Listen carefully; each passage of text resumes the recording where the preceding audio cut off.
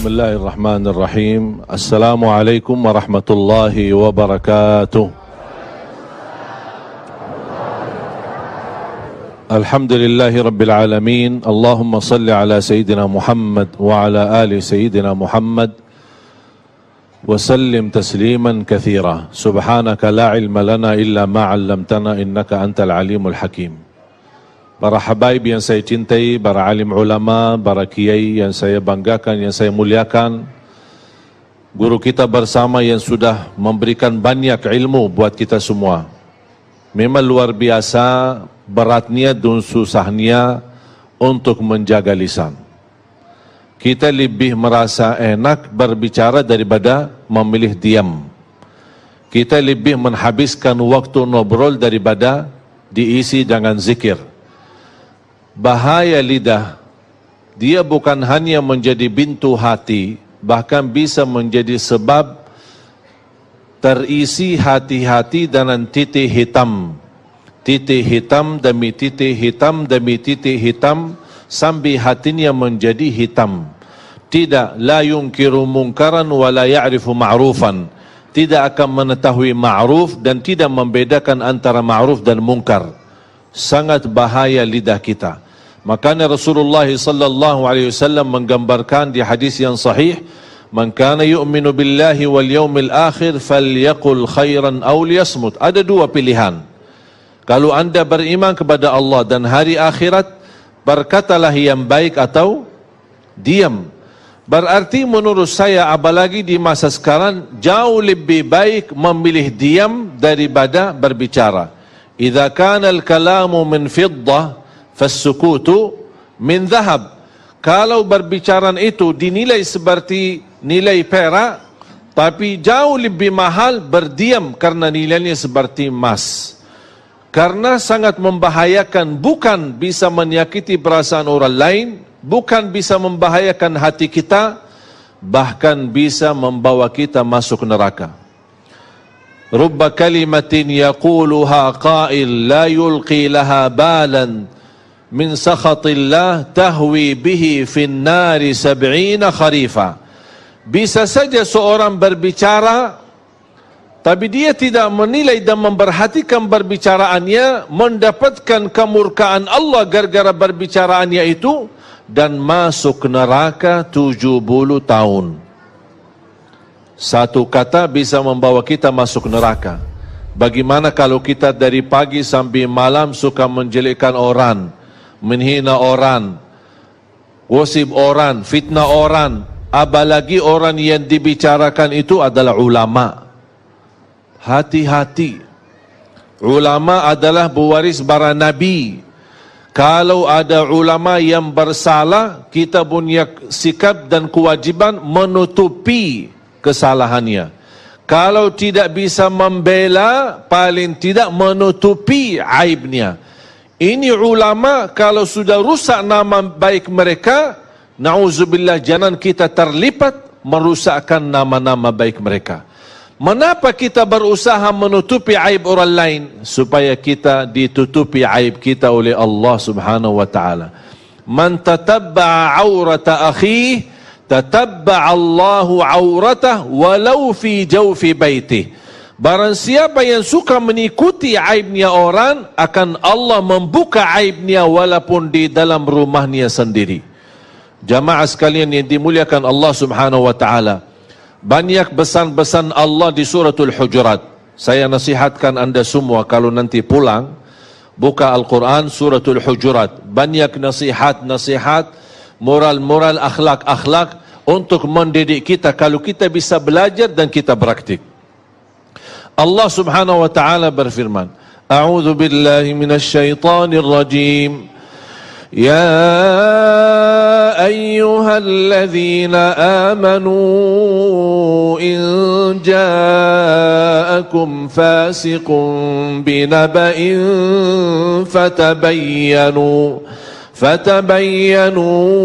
an tusibu qauman bijahalatin fatusbihu ala ma fa'altum nadimin.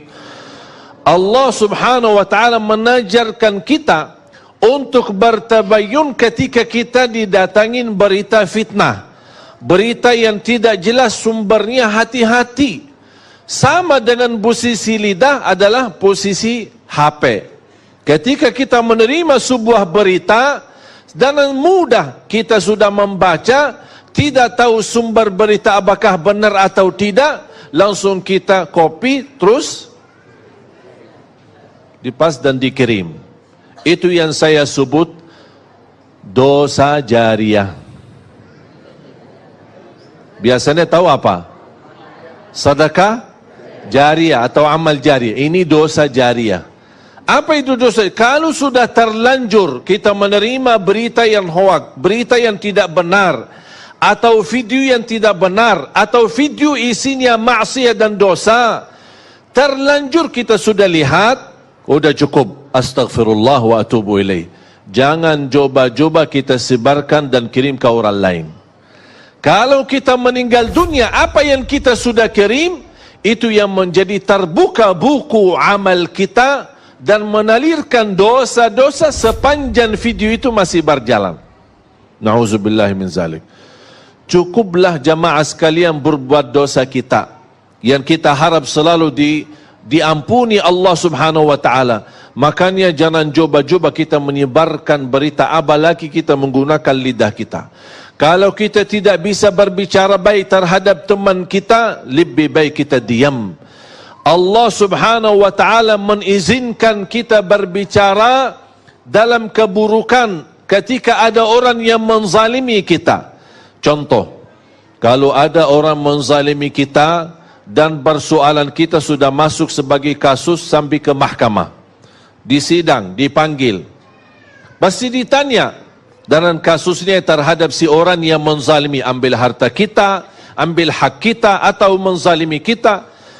Pasti ditanya oleh hakim, bagaimana posisinya? Apakah saya boleh enggak bicara keburukan orang tersebut? Karena dia di dalam posisi menzalimi saya.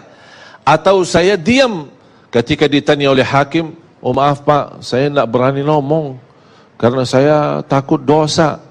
Terus gimana mau diselesaikan masalahnya di mahkamah, di depan hakim? Allah di hal ini mengizinkan. La yuhibbullahu al-jahra bis-su'i minal qawli illa man zulim. Allah tidak suka orang-orang yang berbicara buruk terhadap orang lain, kecuali orang-orang yang pernah dizalimi. Kalau ada orang menzalimi kita, orang-orang menyakiti kita, kita berhak membela, kita berhak berbicara, tapi tidak boleh berlebihan. Artinya ketika kita ingin membalas, ingin menyampaikan, ingin menolong hajat-hajat kita kepada hakim atau kepada orang-orang yang bisa membantu kita, tidak boleh menjadi di posisi dizalimi, menjadi orang yang menzalimi. Makanya kata ulama, lebih baik kita tidur dalam keadaan dizalimi daripada tidur dalam keadaan menzalimi. Lebih baik kita dihina, kita dicaci maki, kita difitnah, tapi saya berusaha menjaga lidah. Termasuk amal kebaikan, bukan hanya membawa keburukan, kebaikan-kebaikan, amalan-amalan salih yang kita lakukan, gara-gara lidah bisa menjadi hanus amal kebaikan kita. Bisa sia-sia amal-amal kebaikan kita. Kalau Allah sudah menanugerahkan kita beramal salih dan tidak ada yang tahu, jangan menjadi kebiasaan suka mencerita kebaikanmu saat anda melakukan kebaikan itu sendiri. Contoh, suka tahajud? Langsung jawab suka. Besok pagi kita ketemu teman pas di kerja, teman kita melihat, aduh, kita ngantuk. Kenapa? Saya tadi malam capek, sepanjang malam salat malam. Kenapa cerita? Kalau sudah melakukan kebaikan, apalagi di saat tidak ada yang tahu, tidak usah kita ungkapkan. Sebagaimana kita tidak berani mengungkapkan dosa kita, ada enggak yang biasa bisa ketika malam hari dia berdosa, besok pagi dia ketemu teman, aku semalam dosa. Berani enggak? Kenapa? Malu kan? Sama. Kalau Allah sudah menganugerahkan kita bisa beramal salih sembunyi, jangan dibukakan. Tapi kalau ada orang tahu kebaikan kita, tapi bukan kita yang cerita, itu tidak masalah.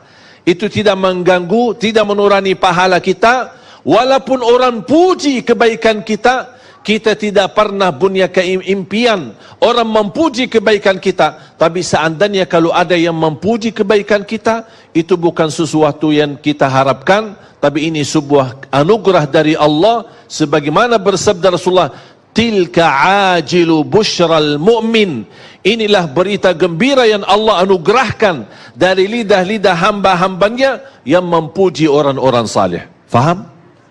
Jamaah sekalian dimuliakan Allah Subhanahu wa taala. Allah melarang kita untuk berbicara sebelum kita memfikirkan. Bahkan ini nasihat dan wasiat Rasulullah. Bahkan itu wasiat Sayyidina Ali bin Abi Talib radhiyallahu an, "Fakkir fima taqul, fa in kana khairan faqul wa illa faskut." Berfikirlah sebelum berbicara. Kalau itu baik, lanjutkan. Kalau tidak baik, lebih baik diam. Sebagaimana bahaya lidah, bisa satu keburukan yang kita ucapkan membawa kita masuk neraka 70 tahun. Tapi alhamdulillah sebaliknya, Allah memberikan dengan lidah yang ringan untuk bisa berzikir, amalan ibadah yang paling ringan, tapi di sisi Allah pahalanya paling besar. Amalan zikir hanya tugas lidah, gerakan lidah, tidak perlu wudu, tidak harus menghadapi kiblat, berdiri, duduk atau berbaring, dimanapun kita berada. Biarpun ibu-ibu lagi halangan, masih bisa gunakan lidahnya untuk berzikir kepada Allah. Amalan ringan, mudah dibaca, mudah diingat, mudah dihafal, mudah diucapkan, tapi pahalanya sangat besar. Contoh sederhana, subhanallah wa bihamdi, subhanallahil azim. Dua kalimat, ringan di atas lisan, berat di atas timbangan, dicintai Allah, subhanallah wa bihamdi, subhanallahil azim. Makanya kita berusaha daripada isi yang buruk dan lidah kita selalu kesibukan untuk mengisi zikir supaya terhindar hati kita dari hal-hal yang membahayakan iman kita.